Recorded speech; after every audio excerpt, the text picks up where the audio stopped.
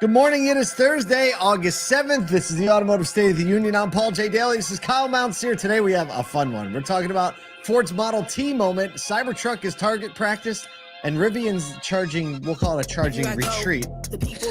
It is. It looks amazing. It does look amazing. I can't wait. I just want to, we'll just look at photos. If you're only listening to the audio version, we really apologize this morning. Yeah. Kyle's on site right now. Beaver Mazda. Incoming Beaver Georgia. Mazda I almost said is Beaver behind Toyota. me. Brand new Mazda store, so close to your heart. That's right. Yeah, this is it's like old stomping grounds. Actually, I've got Jim, who does a lot more than car shoots, out here with me shooting some photos. And what's funny is back in the day, Jim actually worked for the same store that I worked for, but left 4 months before I got there. So Which we was were a like, Mazda store. Yeah, which was a Mazda store. And we're like, man, this is like if there would have ever been a time that we would have been together on a dealership at a Mazda store, this is what it would feel like. So we're doing the thing. Yeah, that's a good combo right there. it is. It's a good combo. Yeah, Good combo. it's a bunch of fun. So all right, can you Let's hear get me it. still? Did I lose you? No, I can hear you. Nathan, can you hear him? I can hear him fine. Can you hear me? Oh yeah, see, Oh, no, maybe you something's can't wrong. hew anything. Oh, Paul's done got it on out. This is just so sad. Poor guy. Hey, we have yesterday, today, Yeah, it was yesterday we did. Man, my whole brain is sideways. But we had an Edge webinar with Car RX, driving loyalty with data with Shane Wilson, Levi Beatty. You can go to asodu.com, scroll down just a little bit, check out that webinar. If you weren't able to see it, you can still register and then get the recording. Check it out. It's all about loyalty, something that we're really passionate about. You got to check out our webinar series. They're less than 30 minutes, so you don't have to spend a whole bunch of time. But Paul, you ready to get into the news? Nope, Not he's yet. not ready. Oh, So Kyle, so how long let's talk about this Mazda store. How long has it been open? so it's been open for just over a month. It's a brand new Mazda point. They sold almost 140 cars in month one. I think they, like, even just on new cars, they were in some crazy percentage in the nation. So as the Beaver organization does it, they don't go halfway. They don't go simple. The showroom is absolutely insane. It's ginormous.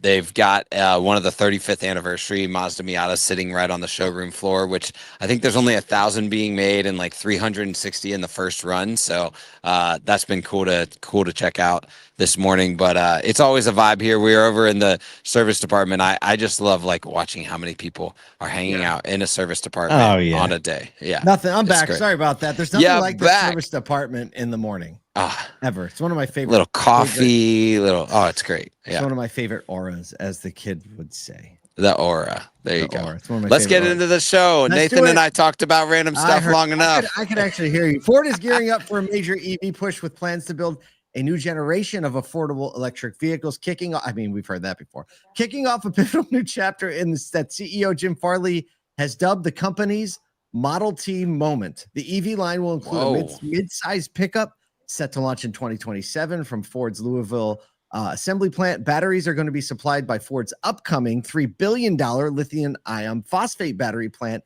in Marshall, Michigan, creating 1,700 jobs.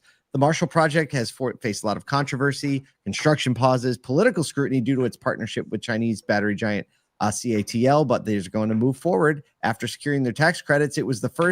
This will be the first U.S. EV battery plant to use this specific chemistry at scale, offering lower cost and better sustainability than the traditional batteries, though with less power and range. Here's a quote from the CEO. He says, quote, Model E continues to make targeted investments where we have breakthrough innovation and a distinct advantage. So he's considering these batteries as a distinct advantage. Yeah, I think what's going to be key over the next 6 to 12 months in EV announcements when it comes to OEMs are things like this. There's going to be a bit of a pause, enough of a slowdown to think about R&D and figure out, okay, what's the actual next technology that we're going to move in and make sure that we can capture market demand, understand whether or not the consumer's ready for it, and then capitalize on technology that can scale. And this is one of those things when you think about building it into a plant, having new battery technology, setting yourself apart from competitors potentially, that I think we're going to see more similar announcements to this, maybe not new model lines or, scaling up product, but actually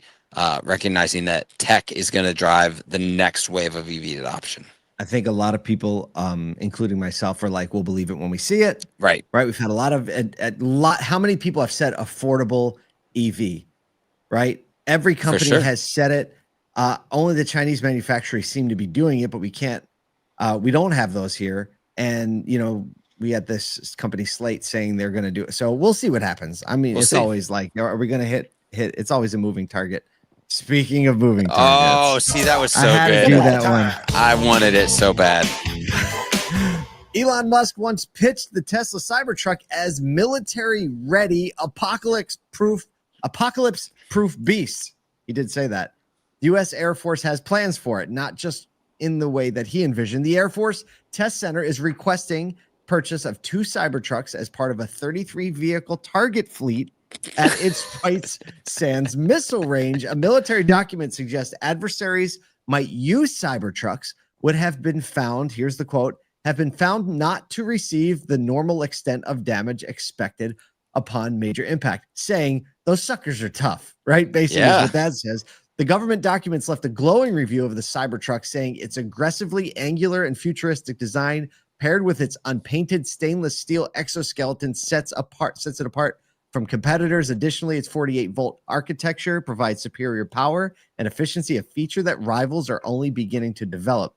Extensive internet searches and industry outreach by Redacted found no vehicles with features comparable to those of the Cybertruck. Can someone just call Redacted like Claude or something, right? The source was my GPT agent, right?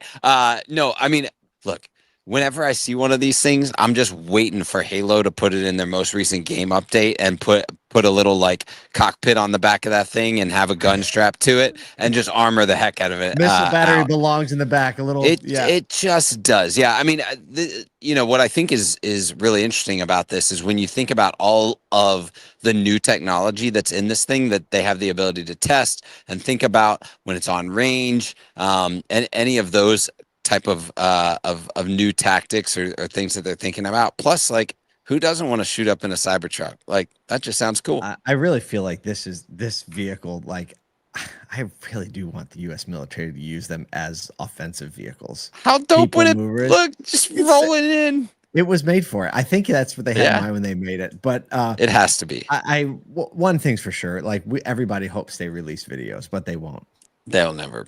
Yeah. I know. But I'm sure some YouTuber will try to like make it happen. Probably. Why not?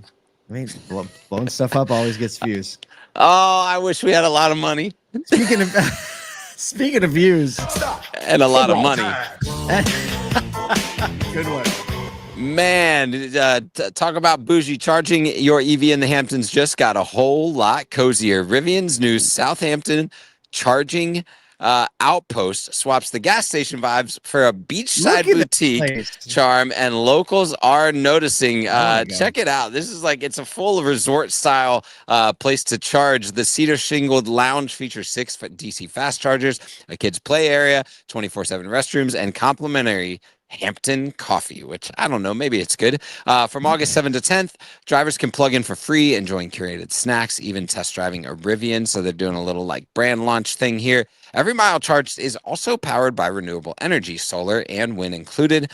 It marks their 121st Adventure Network site and 15th in Northeast, reinforcing its strategy, Rivian's strategy of building fewer but friendlier charging stops.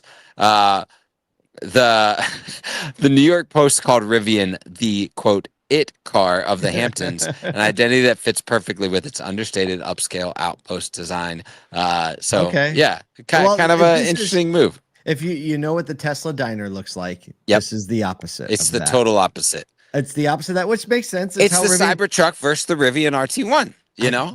What's the difference? They're even further apart than that, in my opinion. Yeah. I'm surprised they only have 6 chargers, because it seems like there's a lot to do at this place. Right. And if only 6 people can be like enjoying that while they're charging at one point. But look, I think it's just right on brand for Rivian to build a really great, relaxing stop. I think other people have an opportunity as EV adoption continues to grow to make really inviting places for people to spend some time. And Rivian knows how to build brand. Like, I'll just say, they understand how to build brand, and this is a great expression of it. just like Tesla diners are a great expression of what Tesla is. So bravo. I want to visit. I've never been to the Hamptons. Don't know if I ever will, but I'm sure it doesn't suck, right? It's like I would just say, like, the relationship here is if you're thinking about investing in charging infrastructure at your dealership and putting a bunch of posts out top, what are you doing to also enhance that guest experience when they get to the store? Are you making sure that it's comfortable for them, that there's easy things to do, that there's maybe a kids play place? Like, it is, you have to think of the infrastructure and the investment as much past just putting something out front. That's right. Well, I think we've done our work here for today. We did it. Whatever you're doing, whether you're on a dealership lot like Kyle or you're just working the office, building some stuff, trying to make this industry better one thing at a time, do it with all your heart because it's worth it. We'll see you here tomorrow morning.